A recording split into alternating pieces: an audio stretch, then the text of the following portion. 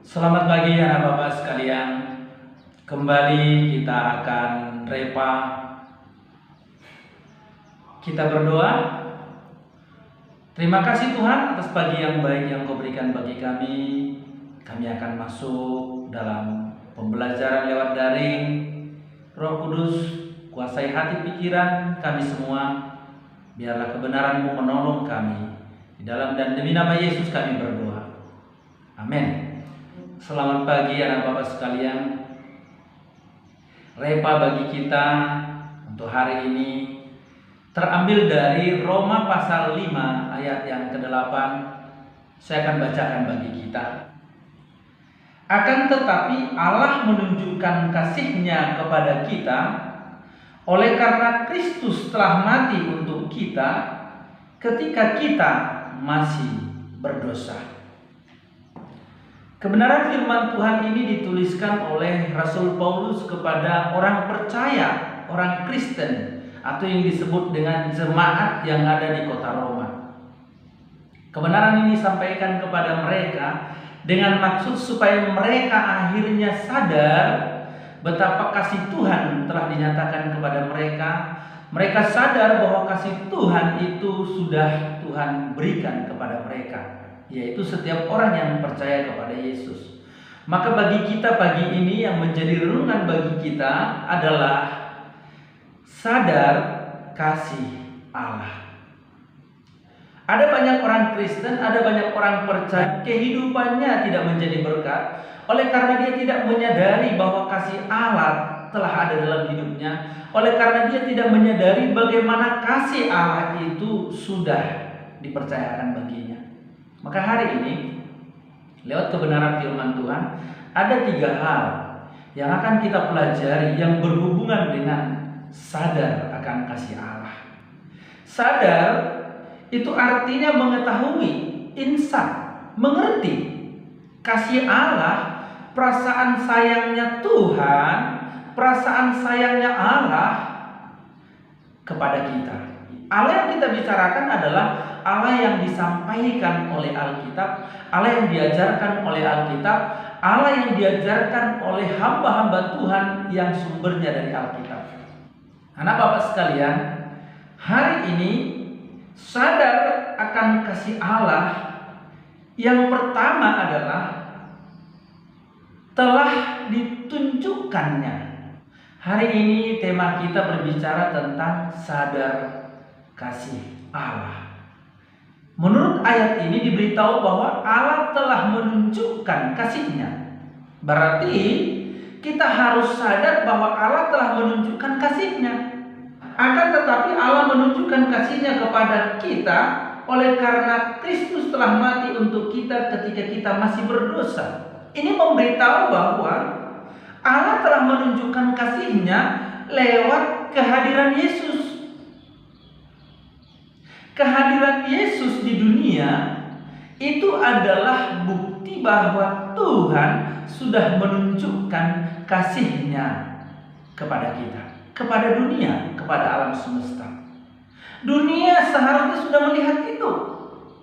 Kemudian sadar kasih Allah, bahwa Allah telah menunjukkan kasih-Nya bukan saja dengan kehadiran Yesus, tetapi dengan kematian Yesus. Kita tahu Yesus adalah Tuhan yang menjadi manusia, Allah yang datang dalam rupa manusia, Allah yang hadir di dunia dalam wujud insani. Kehadiran Yesus itulah yang menunjukkan bahwa kasih Allah telah dinyatakan. Kematiannya menjadi puncak daripada kasih Allah. Ketika Yesus mati di kayu salib, Dia disalibkan sebagai bukti bahwa Allah telah mengasihi kita. Jadi Dia menunjukkan kasih-Nya dengan itu. Kalau kita rujuk kembali di dalam Yohanes pasal 3 ayat 16 dikatakan, karena begitu besarnya kasih Allah akan dunia ini, sehingga Ia telah mengaruniakan anaknya yang tunggal, supaya setiap orang yang percaya kepada Allah tidak binasa, melainkan beroleh hidup yang kekal. Jadi sadar kasih Allah bahwa Allah telah menunjukkan kasih-Nya ketika Yesus hadir, ketika Yesus mati di kayu salib. Yang kedua, sadar kasih Allah yang ditunjukkannya itu adalah kasih yang tak terhingga, atau boleh dikatakan kasih yang begitu besar. Mungkin kita bertanya, sebesar apa kasih yang ditunjukkan? Begitu besar. Karena begitu besar kasih Allah, kasih yang telah ditunjukkannya itu besarnya melebihi alam semesta ini. Bagi manusia, alam semesta ini begitu luar biasa. Kalau manusia harus menjangkaunya, kemampuan manusia terbatas. Lebih daripada itulah kasih Allah yang telah ditunjukkannya itu. Kemudian melebihi surganya sendiri. Buktinya dia rela meninggalkan surganya, buktinya dia rela meninggalkan singgasananya, buktinya dia rela meninggalkan kenyamanannya. Dia turun. Dia datang ke dunia yang begitu hina, dia datang ke dunia yang begitu kejam, begitu jahat, begitu sadis. Dan itu terbukti bagaimana dia memperlakukan Yesus ketika ada di dunia.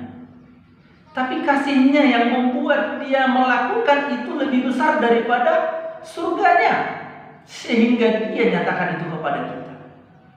Bukan hanya itu saja, tetapi dikatakan melebihi besarnya manusia dengan segala kegagalan dan keberhasilannya, melebihi besarnya kejahatan manusia, melebihi besarnya dosa manusia.